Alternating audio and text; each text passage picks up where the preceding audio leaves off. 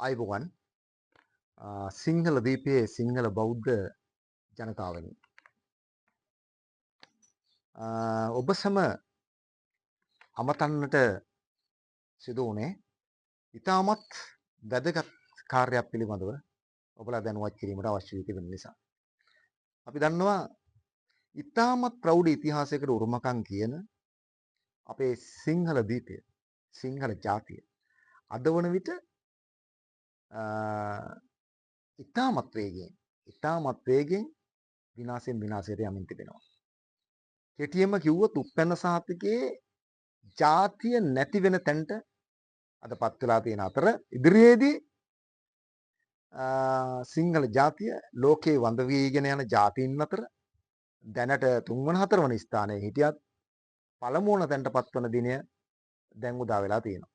අපි දන්නවා ඕස්ට්‍රේලියාවේ ඇබර්ජින්ස්ලා, ඉන්දියාවේ රෙඩ් ඉන්දියන්ස්ලා, ඒ වගේම ශ්‍රී ලංකාවේ සිංහල ජාතිය ලෝකේ වඳ වීගෙන යන ජාතීන් අතර පළමු දෙවන තුන්වන වගේ ස්ථානවල ඉන්නවා. නමුත් මේ වන විට සිංහල ජාතිය වඳ වී වෙන ජාතීන් අතර පළවෙනි තැනටපත් වෙමින් තියෙනවා. අපි මේ වෙලාවේ කතා කළ යුතුම මාතෘකාවක් කතා කළ යුතු නිසා තමයි මම අද මේ වීඩියෝ එක කරන්නේ. මොකද මේ සිංහලේ රාජ්‍ය අපිට නැති වී යන සිංහලේ රාජ්‍ය අපි නැවත ගොඩ නැගිය යුතුමයි. සිංහලේ රාජ්‍ය නැවත ගොඩ නැගිය යුතුමයි. ඒ වගේම සම්බුදු සසුන ආරක්ෂා කළ ගත යුතුමයි. එසේනම් මේ තිබෙන්නා වූ තර්ජන ගර්ජන මැද්දේ, අධිරාජ්‍යවාදී ආක්‍රමණ මැද්දේ, බෙදුම්වාදී අන්තවාදීන්ගේ තර්ජන ගර්ජන මැද්දේ අපි මේක කරගන්න ඕන කොහොමද? කෙටියෙන්ම කිව්වොත් අපට අවුරුදු 2500ක ඉතිහාසයක් පිළිබඳව වංශ කබල් ගගා ප්‍රෞಢ ඉතිහාසයක් ගැන කී ඉන්නවා. නමුත් පැහැදිලිවම මම කියන්න කැමතියි මම නම් විජයගෙන් පැවතෙන පරපුරේ එකෙක් නෙවෙයි. මොකද මේ රටට විජය එනකොටත් හිටපු කුවේණි කපු කටමින් හිටපු රටක් මේක. ඒතකොට කුවේණිත් සමග හිටපු ජාතිය ඒ ජාතියකෝ. ඒතකොට රාවණාගේ රජතුමාගේ කාලේ හිටපු ඒ ජාතියකෝ. ඊට කලින් හිටපු බලංගොඩ මානව ඇටසැකිල්ල හම්බෙන්නේ අවුරුදු 36000කට විතර එපිට. එතකොට මේ ප්‍රෞಢ ඉතිහාසයකට උරුමකම් කියපු ඒ ජාතීන් කෝ? අද වන විට කාබන් තාක්ෂණය ඔස්සේ කුමන අවුරුදු 40000කට එහා පැත්තේ ඉතිහාසයක් ඔප්පු කර ඉන්නේ හැකියාව තිබුණත් ඊටත් එහා ගිහිපු සාක්ෂියතුව ඔප්පු කිරීමේ හැකියාව තියෙන අවුරුදු ලක්ෂයකට එහා ඉතිහාසයක් අපේ රට පිළිබඳව. එසේනම් මේ සිංහල ජාතිය මේ ලෝකෙන් වඳ වීගෙන යන යුගයක අපි ඔබ දැනුවත් කරන්න යන්නේ ඇත්තටම මේ රට ආරක්ෂා කර ගැනීම වෙනුවෙන් අපි කළ යුතු වැඩපිළිවෙල කුමක්ද කියන එක. තවට ඒ කාලයක් යනකොට අපට පැහැදිලිව පේනවා ඉන්දියාවේ 29 වෙනි ප්‍රාන්තය බවට පත් වෙමින් තියෙනවා අපේ රට. ඉන්දියාව සහ ශ්‍රී ලංකාව අතර පාලමක් එහෙම ඉදි වුණොත් අපිට පුළුවන් ඉතාමත් ඉක්මනින් ඒ කටයුත්ත ඉන්දියාවේ ප්‍රාන්තයක් බවට පත් කර ගැනීමේ කටයුත්ත ඉතාමත් ඉක්මනින් වේගෙන් සිදු කරගන්න. ඒ වගේම මේ වන විට ක්‍රියාත්මක නොයෙකුත් නිරාගමික තක්කඩියන්ගේ බලවේග, අධිරාජ්‍යවාදී ආක්‍රමණ, බෙදුම්වාදීන්ගේ බලවේග ඒ හරහා අපේ රටත් සම්බුදු සසුනත් සිංහල ජාතියත් විනාශ කරමින් ඉන්නවා කියන එක අපිට අනිවාර්යෙන් පැහැදිලි විය යුතුමයි. මොකද මේක වරින් වර කිව්වා කියලා මේකට ප්‍රායෝගික වැඩපිළිවෙලක් ඉදිරිපත් නොකර මේක රටත් ජාතියත් ආරක්ෂා කර ගැනීමේ කිසිදු ක්‍රියාමාර්ගයක් නැහැ. එසේනම් මේ සිංහලේ රාජ්‍ය නැවත ගොඩනගන්න, මේ වෙනසෙන මව්බිමට හා මියදෙන ජාතියට පණ දෙන්න, මේ ගමයි පන්සලයි වැවයි දාගබෑ සංකල්පය තුළ ජීවත් වෙච්ච අපගේ ඒ අතීත මුතුන් මිත්තන්ගේ ඒ එකමුතුභාවය නැවත ඇති කරන්න අපි කුමක්ද කළ යුතු?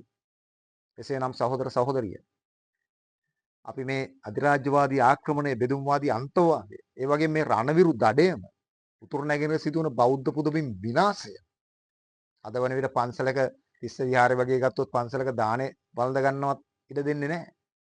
බෙදුම්වාදීන් කෑ ගහනකොට හමුදාව අයින් කරගන්න තැනටපත් වෙච්ච රටක් මේක.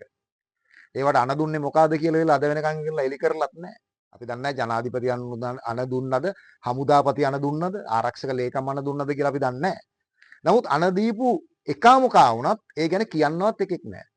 එතකොට පැහැදිලිව අපි දන්නවා අද වන විට උතුරු නැගෙනහිර පන්සලක යම්කිසි විදිහක හාමුදුරු කෙනෙකුට ගහලා මැරුවත් ඒ පන්සලට ආරක්ෂාව දීමට හැකියාවක් නැත්තඳ මේ රටපත් කරලා තියෙනවා. එසේනම් මේක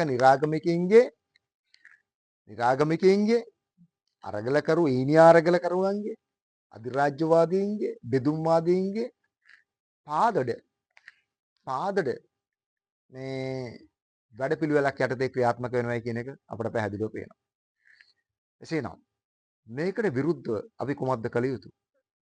මේ ඉතිහාසයේ වංශයයි ඉතිහාසයයි කබල් ගගා ඉඳලා හරියන්නේ නැහැ. එහෙමනම් අපි දැනගන්න ඕන මේ අවුරුදු ලක්ෂයකට අධික ඉතිහාසයක් තියෙන ලෝකේ ශාස්ත්‍රීය ජාතියක් විදිහට ජීවත් වෙච්ච මේ සිංහල ජාතිය නැවත ආරක්ෂා කර ගැනීමේ වැඩපිළිවෙල කුමක්ද අපි ක්‍රියාත්මක කළ යුතු? ඔවුන් ආර්ථිකයෙන් පොහොසත් කරන්න, ඔවුන්ගේ ආරක්ෂාව සහතික කරන්න කුමක්ද අපි කළ යුතු? අපි කතා කර හිටියට ප්‍රායෝගික වැඩපිළිවෙලක් නැත්තම් මේ කිසිවක් කරන්න හම්බෙන්නේ නැහැ. අපි දන්නවා අද උප්පැන්න සහතිකේ ජාතිවත් කිරීමේ තැන දක්වාපත් වෙලා තියෙනවා. ඉදිරියේදී සිංහලයා කියන නම කොතනකවත් සඳහන් වෙන්නේ නැත්නම්පත් වෙලා තියෙනවා. එසේනම් ඉදිරියේදී මේ රට තුල ඇතිවන්නා වූ නොයෙකුත් ත්‍රස්තවාදී ක්‍රියාවකදී හෝ වෙනත් විනාශකාරී ක්‍රියාවකදී විදේශ රටකට ගමන් කිරීමේදී වුවත් සිංහලයාටත් ඒ ප්‍රශ්නේ බලපාන්න පුළුවන්. මොකද සම්බාධක පැනවෙන්න පුළුවන්. මොකද අපේ රටේ සිංහලීන් ත්‍රස්තවාදී කණ්ඩායම් ඇති කරලා නැහැ. සිංහලීන් බෝම්බ පුරවලා නැහැ. නමුත් දෙමළ මුස්ලිම් අන්තවාදී කණ්ඩායම් විසින් බෝම්බ පුරවලා තියෙනවා. ඒ වගේ ත්‍රස්තවාදී ක්‍රියා සිදු කරලා තියෙනවා.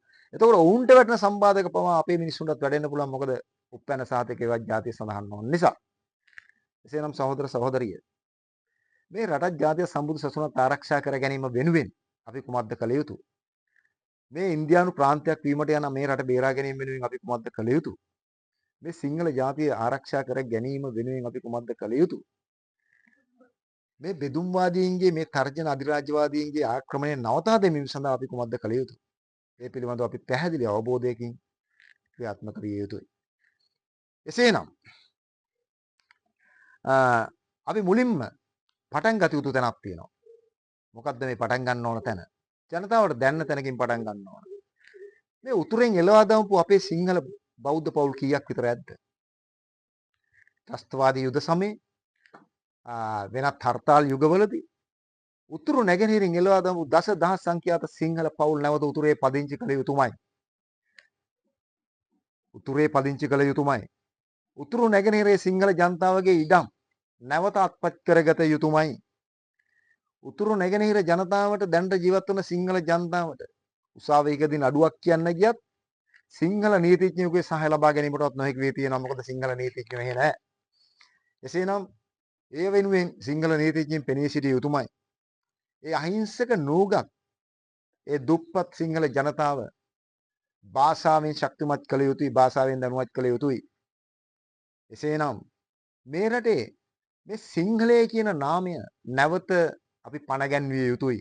මොකද අපි සුද්දට බාර දුන්නේ ශ්‍රී ලංකාවක් නෙමෙයි. අපි සුද්දවට බාර දුන්නේ සිංහලේ රාජ්‍යය. ඒ සිංහලේ රාජ්‍ය අපි නැවත බාරගත යුතුයි. ඒ වගේම සිංහලේ කොඩිය වෙනස් විය යුතුයි. දැනට තියෙන ජාතිය කොඩිය වෙනස් විය යුතුයි.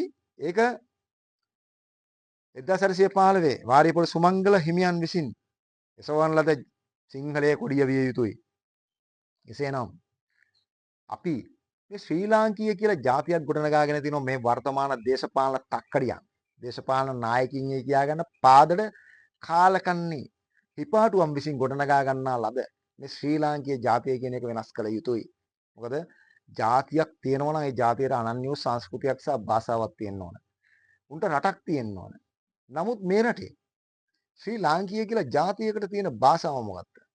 මම මේ රටේ ඉන්න මේ වර්තමාන දේශපාලන නායකයින්ගෙන් සහ ශ්‍රී ලාංකීය ජාතිය ගැන කතා කරන එවුන්ගෙන් අහනවා ශ්‍රී ලාංකීය ජාතිය කියන එකට තියෙන භාෂාව කොහොමද? ඒ ශ්‍රී ලාංකීය කියන එක තුල ගොඩනැගෙන සංස්කෘතිය කොහොමද? නමුත් ওই දෙකට පිළිතුරු දෙන්න එක කාලකන්ණියෙකුට බෑ.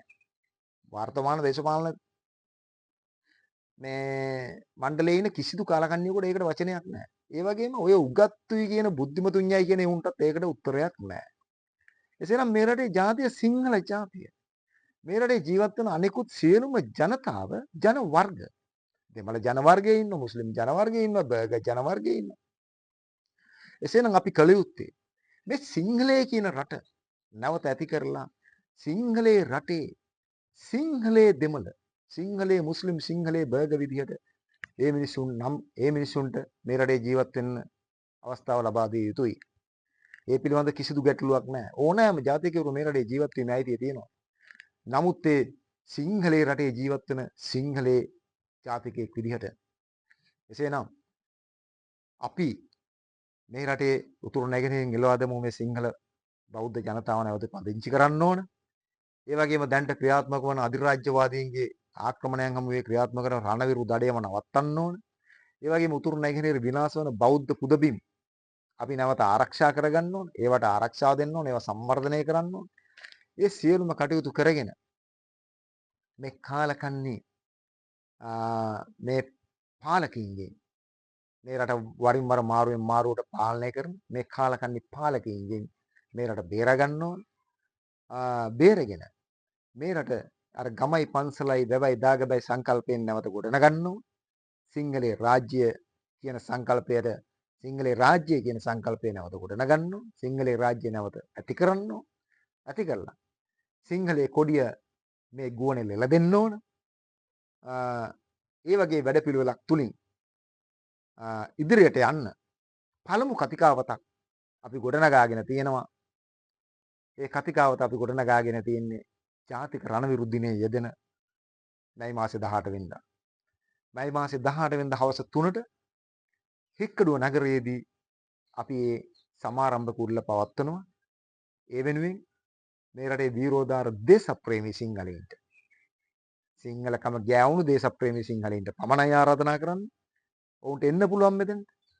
ඒ වගේම මේ රට ආදරණය කරන භික්ෂුන් වහන්සේලාට අපි ආරාධනා කරනවා. එන්න. ඇවිත් ඒ අවස්ථාවේදී අපි එකතු වෙමු. ඒ වගේම මේ වගේ වැඩපිළිවෙලක් ඉදිරියට කරගෙන යාමේදී අපිත් සමග අපට සහයෝගය දක්වන්න පුළුවන් ඔබට. අපට කතා කරන්න පුළුවන්. මේ වැඩපිළිවෙල සාර්ථක කරගන්න අපට ඔබලාට නොයෙකුත් ආකාරයෙන් උදව් කරන්න පුළුවන්. ඒ වගේ අපිත් එක්ක සම්බන්ධ වෙලා උතුරු නැගෙනහිර සිංහල බෞද්ධ පවුල් නැවත පදිංචි කරවමු. ඒ වෙනුවෙන් කතිකාවතක් ගොඩනගලා ප්‍රායෝගික වැඩපිළිවෙල ක්‍රියාත්මක කරමු. උතුරු නැගෙනහිර බෞද්ධ පුදබිම් ටික රැකගනිමු. ඇමරිකානු, ඉන්දියානු, චීන ඒ වගේ ඒ නොයෙකුත් ආකාරයෙන් තම තමන්ගේ අවශ්‍යතාවයන් වෙනුවෙන් මේ රට ආක්‍රමණය කරමින් සිටින ඒ රටවල් වල මැදිහත් වීමෙන් මේ රට බේරා ගනිමු. මේ රටේ ජාතික සම්පත් ටික ආරක්ෂා කරගනිමු. මේ රටේ සැබෑ ජාතිය වන සිංහලේ ජාතියට මේ රටේ උරුමය නැවත පවරා ගනිමු. අනෙකුත් ජාතීන්ට නිදහසේ ජීවත් වීමට අනෙකුත් ජන වර්ගවලට නිදහසේ ජීවත් වීමට අවස්ථාව සලසා දෙමු.